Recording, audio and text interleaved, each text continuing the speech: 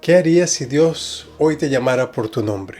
No si escucharas un sermón, sino que Dios mismo dijera tu nombre. La parashá, la porción actual, comienza con una frase sorprendente. Y llamó el Señor a Moisés y le habló desde el tabernáculo de reunión, que en hebreo es Vaikra el Moshe, y llamó a Moisés. El libro de Levíticos, que es el corazón de la Torá, no comienza con leyes, no comienza con instrucciones ni con enseñanza, comienza con un llamado.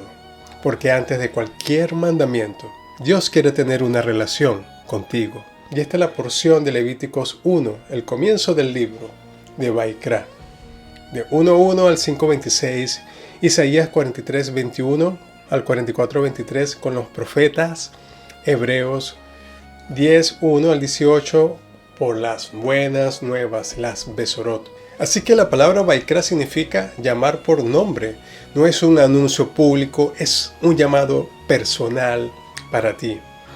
El Midrash enseña, el Midrash, que es porciones de sabiduría judía, enseña, cada vez que Dios llama a Moisés, primero lo llama por amor. Eso está en Vaikra Rabá 1.5. Y esto es importante. Dios no comienza con mandamientos, sino con la relación. Y el Evangelio, las buenas nuevas, retoma exactamente este lenguaje, porque Yeshua dice que mis ovejas oyen mi voz y yo las conozco y me siguen, en Yohanan Juan 10.27.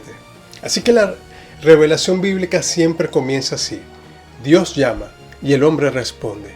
En Levíticos aparece una palabra central, el corbán, cuya raíz es karab. Karab significa acercarse.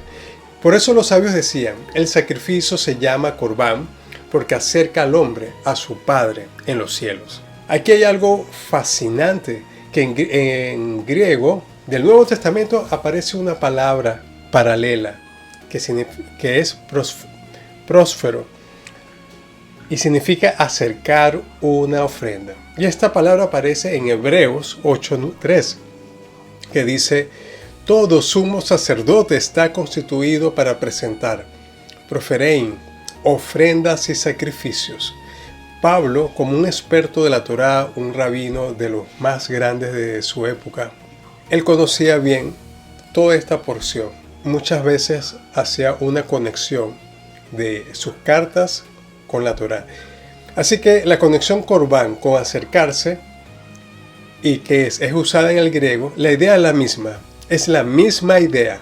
El sacrificio no es una destrucción. El sacrificio del templo es un acercamiento. El sacrificio principal de Levítico 1 es Olá, lo cual significa ascender. El humo del sacrificio es lo que subía al cielo. Así que los rabinos en Midrash Tanjumá dice que la ofrenda sube al cielo cuando se está quemando y con ella sube el corazón del hombre. Ahora, aquí hay algo impresionante. En el Evangelio aparece la expresión aroma fragante.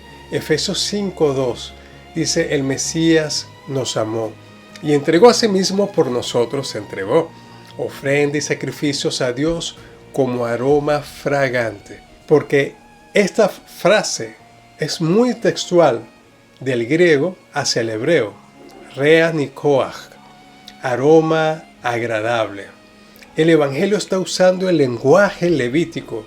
Pablo está diciendo, Yeshua es el Olá. Yeshua es el Olá del cual los sacrificios en el templo eran la sombra, eran una enseñanza para que el pueblo de Israel y las naciones sepan que iba a devenir un sacrificio total y por todos los tiempos, todas las épocas, y judíos y gentiles también, para todas las naciones y toda la humanidad. Esa es la enseñanza. Por eso es que Torah no solamente significa leyes, también son enseñanzas. Por eso está la ley del Mesías, la Torah del Mesías, que es prácticamente la Torah del amor y es el resumen de la Torah completa, de las enseñanzas del mismo Dios, que comienza en esta porción, con el llamado que tiene contigo. Así que Levítico dice, continuamos con Levítico, porque ya sabemos que el olá es un aroma fragante que se cumplió en el sacrificio del Mesías. Y no solamente en el sacrificio del Mesías, cuando haces un sacrificio para bien, un bien mayor, eso es un aroma fragante para el Señor, para el Creador. Cuando estás sacrificando por algo más grande que uno mismo, es un sacrificio de aroma agradable. En Levíticos 1:4 dice: pondrá su mano sobre la cabeza del holocausto. Este acto se le llama semijá y significa identificación, es como una transferencia, representación. El Midrash explica que el hombre dice: lo que ocurre a este animal debería ocurrirme a mí. Es un acto profundamente psicológico. Reconoce la culpa, acepta la responsabilidad también. Pero ahora tiene un gran paralelismo de nuevo con el Evangelio, porque en Isaías profetiza que el Señor cargó en él el pecado de todos nosotros. Y en las cartas y en el Evangelio dice: al que no conoció pecado, lo hizo pecado por nosotros. La lógica es exactamente la misma de la semijá. La culpa es transferida. El Mesías tuvo que venir para cumplir el sacrificio. Ese pacto que Dios hizo tenía que ser cumplido y hecho por el enviado de Dios, por el Hijo de Dios. Hoy en día muchos cristianos hacen imposición de manos, y es una tradición que viene del judaísmo y que viene a su vez de los principios bíblicos. Por lo tanto, el hecho de decir tradición, podemos cambiarle el nombre también, es un método también que se obtiene, y es hermoso seguirlo, conociendo que desde Abraham la imposición de mano era muy común. Así que hay un fuego en el altar. El sacrificio era consumido por fuego. En hebreo, esh. El fuego simboliza ¿qué?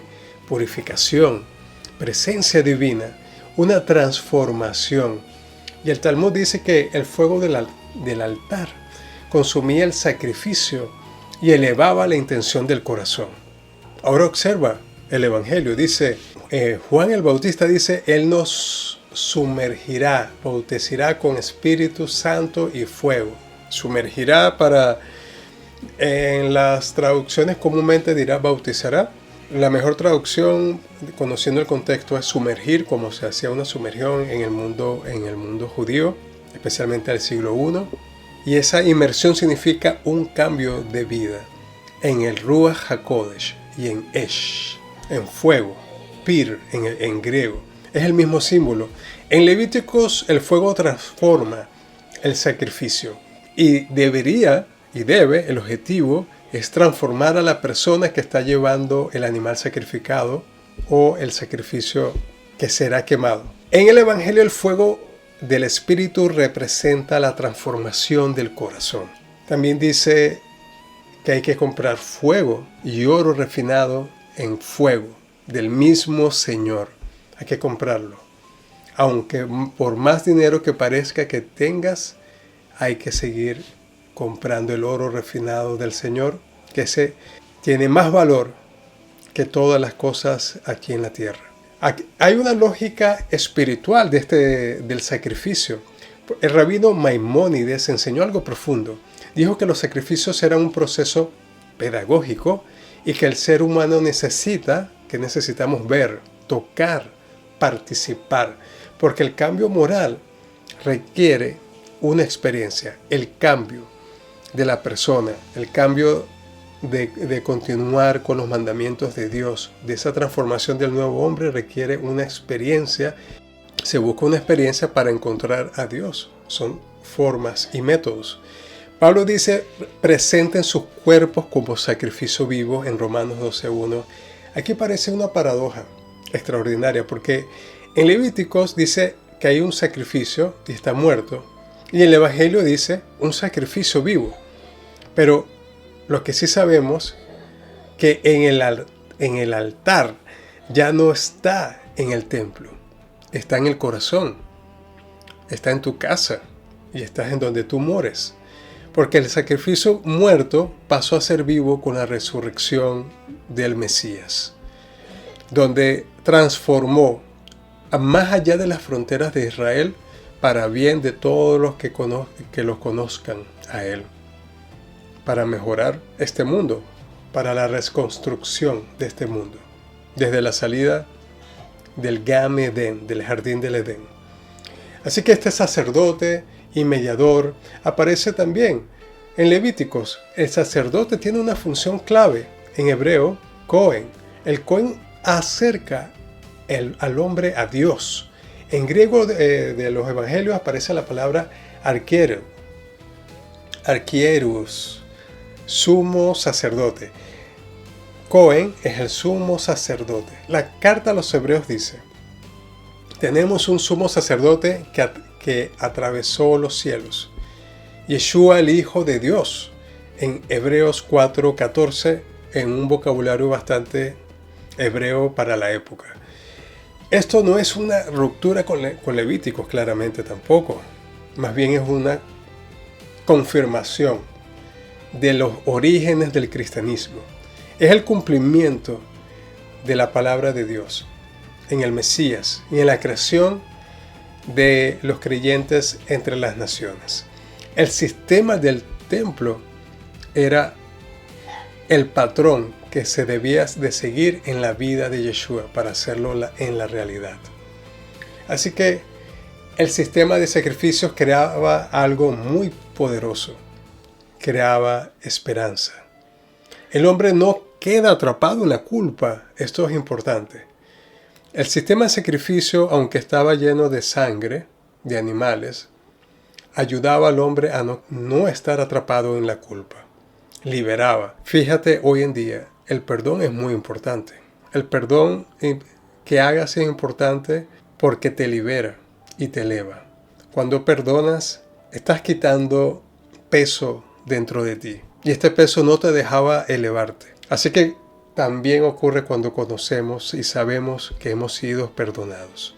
Es una restauración que va al espíritu y se siente en el mismo cuerpo físico. Por eso es que la relación espiritual y física están interconectadas. En hebreo se llama teshuvah, que es volver. Y en griego metanoia, que es como un cambio de mente, es un cambio de parecer. ¿Por qué? Porque estás cambiando, estás madurando. Esto es, en hebreo, esta transformación de mente son dos perspectivas del mismo proceso espiritual. Así que Dios habló desde el Mishkan, el lugar del encuentro, y el Evangelio usa un lenguaje increíble. Juan 1:14. Porque dice que el Verbo se hizo carne y habitó entre nosotros. Literalmente tabernaculizó. O sea, hizo sukotai, como una sukkot. Una sukkot es cuando celebramos la fiesta de las cabañas. Ese es el lenguaje hebreo que se usa en el Evangelio, usando el griego. Yeshua es nuestro Mishkan, es nuestro tabernáculo. Hay una conexión muy profunda, porque cuando leemos Vaikra, hablamos de Corbán, de acercamiento a Dios, pero dentro de unas semanas todos estaremos celebrando Pesaj. El pueblo judío, con todos los creyentes en Yeshua, que se sienten cercanos al pueblo de Israel también. Y Pesaj tiene un Corbán, el Corbán Pesaj. En Éxodo se nos dice que cada familia debería tomar un cordero. No era simplemente un animal, era un acto de redención. La sangre del cordero marcaba las casas. La muerte pasaba de largo y la vida comenzaba. Ese cordero era comido en una mesa familiar. Una mesa que nos recuerda que Dios libera, Dios rescata y Dios redime. Mi hijo me preguntó hoy, ¿por qué comemos pan y vino? Comemos pan y vino, hijo, porque Dios nos liberó. Éramos esclavos y encontramos la liberación. Y ahora Yeshua nos dice que lo hagamos para recordarlo, que Él nos liberó de nuevo, que Él nos liberó de la muerte y nos dio la completa salvación. Ahora volvamos e imagina Jerusalén en el primer siglo. Estaba el templo iluminado. Miles de peregrinos llegan a la ciudad. El templo está lleno y los corderos de Pesaj están siendo preparados. Y esa misma noche Yeshua se sienta con sus discípulos y dice, cuando llegó la hora, se sentó a la mesa con los apóstoles. En Lucas 22:14. Esta era una cena de Pesaj, es la cena de la Pascua.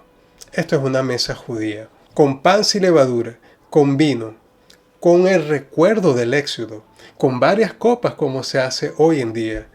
Es una tradición judía, es un método para acercarnos a una enseñanza espiritual. Eso es lo importante de esto. Y Yeshua hace algo extraordinario. Toma el pan y dice, este es mi cuerpo por ustedes dado. Luego toma la copa y dice, esta copa es el nuevo pacto de mi sangre. Para los discípulos esto fue impactante.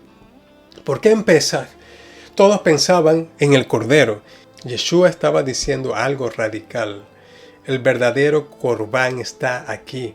La palabra corbán, que es acercarse, enseña que Dios nos acerca liberándonos. Vaikra enseña que Dios nos acerca perdonándonos. Y ahí está una relación. En Pesaj, Dios se nos acerca liberándonos, y en Vaikra, Dios se nos acerca perdonándonos. Yeshua une estas dos. Son dos cosas de la misma moneda. Con perdón hay liberación. Cuando perdonas, te liberas. Cuando te perdonan, sientes liberación. Están unidos. Por eso la importancia. Yeshua es la redención y reconciliación, y así quieres que tú seas también. Dios te llama a ti por tu nombre. Por eso Juan el Bautista dice, he aquí el Cordero de Dios que quita el pecado del mundo. Esta misión es para que te acerques a Dios, te acerques al Creador. Así como Adán, el primer Adán, Yeshua vino a restaurar. En el templo, el sacrificio estaba en el altar, pero en la última cena ocurre algo hermoso. El altar se transforma en mesa. Una mesa donde Dios invita a sus hijos, una mesa de pacto, una mesa de memoria, una mesa de esperanza. Por eso la tradición enseña algo muy profundo. Desde que el templo fue destruido, la mesa del hogar es como el altar. Cada Pesaj recordamos que Dios libera. Y cada vez que recordamos a Yeshua, recordamos que también Dios reconcilia. Así que esa mesa que tú tienes sea tu altar. Dios sigue llamando y la mesa está preparada. Shalom.